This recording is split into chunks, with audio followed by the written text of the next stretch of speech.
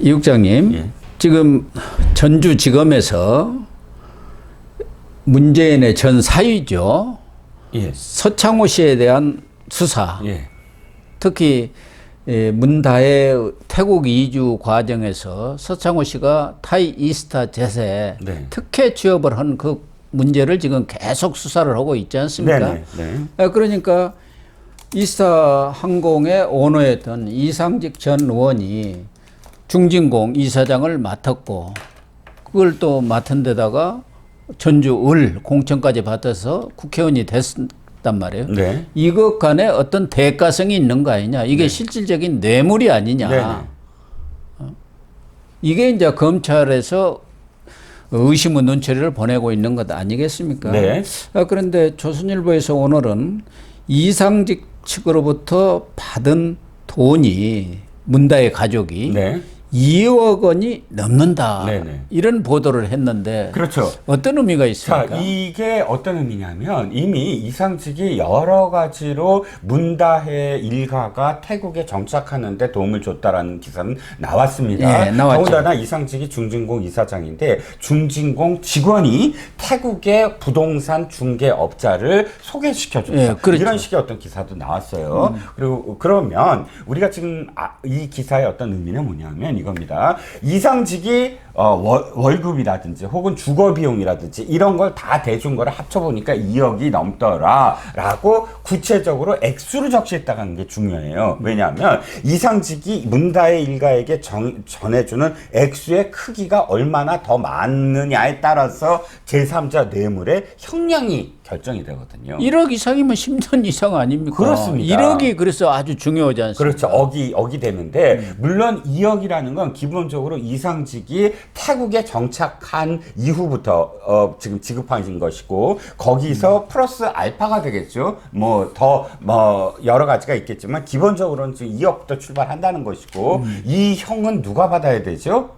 문재인이 받아야 되는 겁니다. 그렇죠. 예, 그래서 그러니까, 지금 문제가 되는 거죠. 그렇죠. 왜냐하면 문재인이 자기 그 대통령으로서 여러 가지 어떤 권한이 있지 않습니까? 그러니까 임명 권한, 즉 이상직을 중진공 이사장으로도 또 뭐 그건 직접적인 임명 권한은 아니지만 이 당의 공천을 받는 과정에서 어떤 역할을 했는지 구체적으로 드러나진 않았지만 이런 식의 대가를 지불함으로써 자기의 사위가 또는 자기의 딸이 태국에 가서 먹고 사는 그 문제를 이상직이 해결해주는, 그러니까 제3자 뇌물죄가 성립되고 지금 액수가 최소한 2억이다. 함으로 문재인이 만약에 제3자 뇌물죄가 성립이 돼서 기소를 한다면 최소 20년부터 시작이 된다. 뭐 이런 의미가 그러니까 아닐까. 문재인 부부가 이 결혼해가지고 원래 서모 씨가 증권회사인가 다니다가 토리게임즈라는 그런 회사에 다녔는데 네.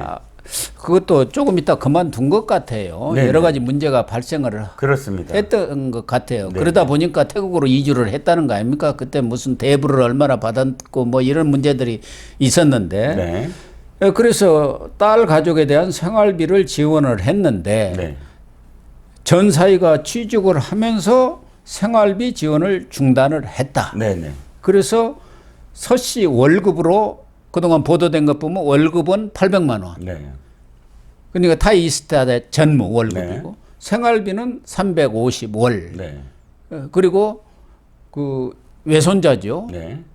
그 국제학교. 국제학교 입학비라든가 거기에 들어가는 비용 이런 것들을 다 지불을 해 주었다는 것이죠. 네네.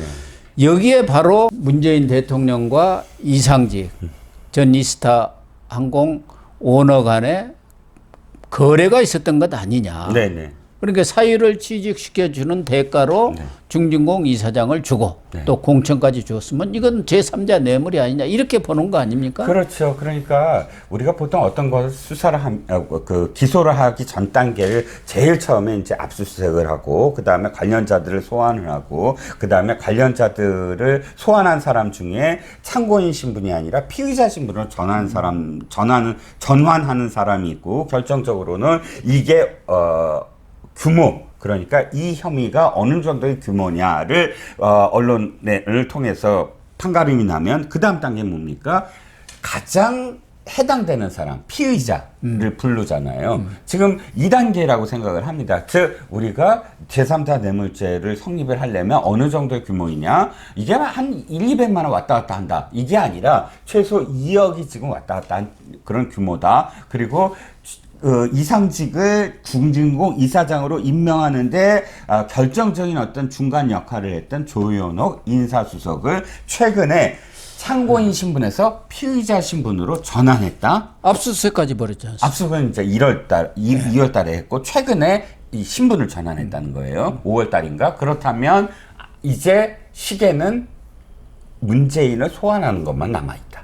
그렇다고 봐야죠. 사실상 이 문다의 수사는 거의 끝났다. 네. 이렇게 보면 될 것 같아요. 그리고 경호원을 통해서 6,600만 원 이렇게 한국으로 보내는 거, 그 부분에 대해서도 돈의 출처가 거의 지금 확인이 되고 있다는 얘기가 흘러나오고 있고, 또 2019년 이스타 항공 측한테 아주 관광 수요, 항공사는 노선이 어디냐가 중요하지 않습니까? 그렇죠.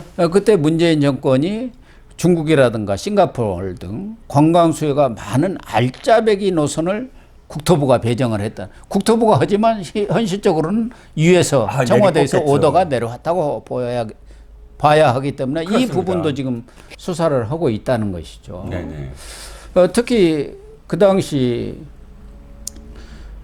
이 주영훈 경호실장은 물론이고 백원우 민정비서관까지도 다 소환 조사를 한 것 같아요. 네네.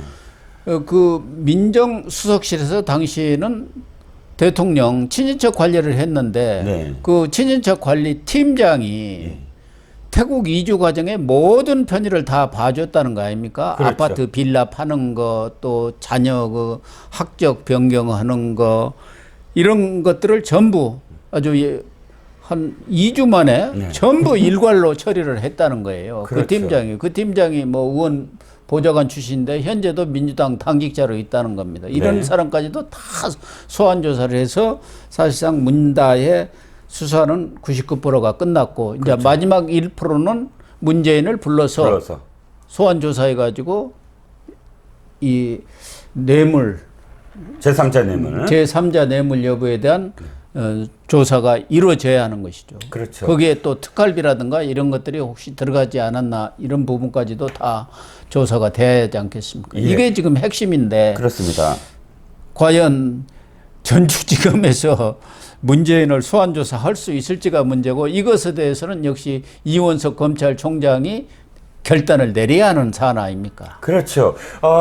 지금 양이네스나 뭐 유성화나 뭐 이런 식의 그 문다혜를 중심으로 해서 청와대의 각 부서에 있었던 사람들이 수상한 돈거래 했다라는 기사가 쏟아진 이후부터 한동안은 문다혜와 관련된 기사가 없었어요. 그런데 그 한동안을 봤더니 당시에 전주지검장이었던 이창수 지검장이 중앙지검으로 가고, 또 핵심적으로 수사를 맡았던 이승학 형사 3부장이 또 중앙지검으로 갔단 말이죠. 그 이후부터 사실 한동안 없었습니다. 그러다가 기사가 나온 게 조현옥 그 인사수석을 참고인 신분에서 피의자 신분으로 전환하고, 이제 또 이 기사가 나온 겁니다. 그럼 현재까지는 어쨌든 형사 3부가 중앙지검 형사 3부가 자신들이 이미 수사를 시작한 부분에서 어느 정도 끝을 맺어야 된다라는 지금 상황을 지금 보이고 있는 것 같고, 근데 결정적으로 양산에 있는 전직 대통령을 수원지검으로 부를 거냐 중앙지검으로 부를 거냐, 이건 좀 또 생각을 해봐야 되는데, 전주지검이죠. 전주지검을 부를 거냐 중앙지검으로 부를 거냐, 또 예우에 대한 어떤 문제도 좀 있지 않겠습니까? 그렇게 되면은 이제 마지막 단계에서는 전주지검에서 중앙지검으로 사건을 이첩하는 것이 합당한데, 아직까지는 그 부분에 대해서 이원석 총장의 결재가 떨어지지를 않은 모양이에요. 애매합니다. 이창수 지검장은 중앙지검으로 이첩해 갖고 마무리를 해야 한다는 생각인 것 같은데, 그동안 이원석 총장이 문재인 수사라든가 이런 부분에 대해서는 상당히 신중했지 않습니까? 그래서 가급적이면 크게 일을 벌리지 말라고 했는데, 지금 전주지검에서 너무 많이 수사를 해놔가지고 이걸 더 이상 멈출 수가 없는 단계까지 가 있다는 거예요. 그렇죠. 너무 샅샅이 수사를 해놨다는 거예요.